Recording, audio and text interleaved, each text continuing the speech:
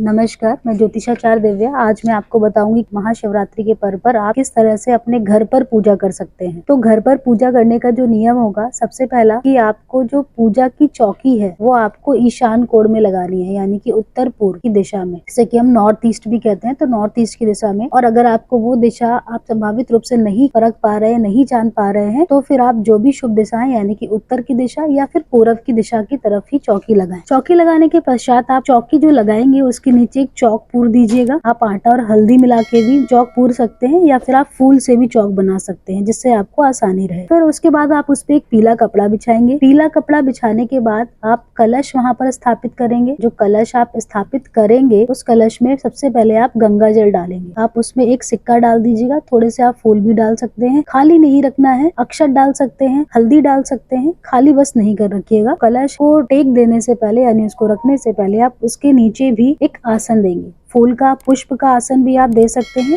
चावल का आसन भी आप दे सकते हैं। हल्दी में लगे हुए चावलों का भी आप आसन दे सकते हैं। और उसके ऊपर फिर आप कलश रखेंगे। कलश के ऊपर एक कटोरी रखेंगे चावल भर करके। उस चावल को भरने के बाद आप उसके ऊपर एक दीपक रखेंगे, जो कि कलश का दीपक होगा। आपको एक और दीपक बनाना होगा। वो जो दीपक होगा, जिसमें कि आप या तो अखंड ज्योत भी जला सकते हैं, या फिर कोई भी आप दीप जलाना चाहें तो वो जला सकते हैं। पूरे शिव परिवार की पूजा इस दिन होती है, तो आप शिव परिवार की पूजा करने के लिए आपको शिव परिवार के एक चित्र चाहिए होगा। और अगर चित्र नहीं, मूर्ति है आपके पास, तो मूर्ति रख सकते हैं। अगर मान लीजिए आपके पास ना पूरे परिवार का चित्र है, ना मूर्ति है, मान लीजिए शंकर और पार्वती की है, तो आप उनकी रख दीजिए। बाकी परिवार के नाम से एक एक सुपारी रख सकते हैं, यानी कि गणेश जी के नाम की एक सुपारी, उसके ऊपर मौली लपेट दीजिएगा। एक कार्तिक जी के नाम की सुपारी, उसके ऊपर मौली। एक नंदी जी के नाम की सुपारी, उसके ऊपर मौली। और शिव पार्वती है तो Shiv Parvati as it is, नहीं तो उसके ऊपर भी आप मौली लपेट कर सबसे पहले गणेश जी को स्थापित करिएगा। फिर उसके बाद शिवलिंग होना बहुत अच्छी बात है अगर शिवलिंग है। और अगर शिवलिंग नहीं है आपके पास, तो मिट्टी की शिवलिंग आप बना सकते हैं। मिट्टी के शिवलिंग का आप अभिषेक करें, और उस शिवलिंग का जो आप अभिषेक करेंगे, उसको आप जो चीजें इस्तेमाल करना जरूरी है वो मैं बता देती हूँ। 4 पहर का अभिषेक होता है शिवरात्रि में, परंतु घर पर इतना कर पाना संभव नहीं हो पाता है। तो आप क्या करेंगे, आपको दूध का, फिर दही का, फिर घृत का, फिर शहद का, गाय का घी मिल जाए तो बहुत अच्छी बात है, गाय का दूध मिल जाए तो बहुत ही अच्छी बात है। अन्यथा जो भी आप अपने जुटा सकते हैं अपने सामर्थ्य के अनुसार, उसको लीजिए और उससे अभिषेक करिए। फिर आप उनको जो है भोग में, प्रसाद में बेर चढ़ा सकते हैं, बेलपत्र, धतूरा, ये सारी चीजें, औषधियाँ जो होती हैं, गन्ने। इसके अलावा आप अकौड़ा के फूल, समी का पत्र, इसके अलावा आप जो है इत्र भी वहाँ रखेंगे। इत्र रखना बहुत जरूरी होता है। गौरा जी के लिए आप सुहाग का सामान रखेंगे वहाँ पर। गणेश जी के लिए आप लड्डू रख सकते हैं। कार्तिक जी के लिए भी आप लड्डू रख सकते हैं। ये सारी चीजें आपको अपने सामर्थ्य के अनुसार जुटानी है, क्योंकि महादेव तो वो है जो आपके केवल भाव के भूखे हैं, ना कि आपके वो देने के भूखे। बट स्टिल आप जो कुछ कर सकते हैं आप करिए और चढ़ाइए। घर पर जो आप पूजन करेंगे उसका भी उतना ही महत्व है जितना कि आप मंदिर में करते हैं। उस दिन आप जो है शिव चालीसा या शिव उपासना या शिव की शिवाष्टक होता है, या लिंगाष्टक, या फिर आप अगर किसी को बच्चे की कामना है कि उसके घर में बच्चे नहीं है, वो हिमालय कृत स्तोत्रम का पाठ करेंगे। और अगर किसी को पति पत्नी के बीच में शांति चाहिए, लोग के घर में अशांति फैल रही है, तो आप मीठा पान अवश्य चढ़ाएंगे सभी को। 5 पान लेंगे आप, और 5 पान आप अवश्य चढ़ाएंगे। किसको किसको चढ़ाएंगे, शंकर जी को, पार्वती जी को, गणेश जी को, कार्तिक जी को और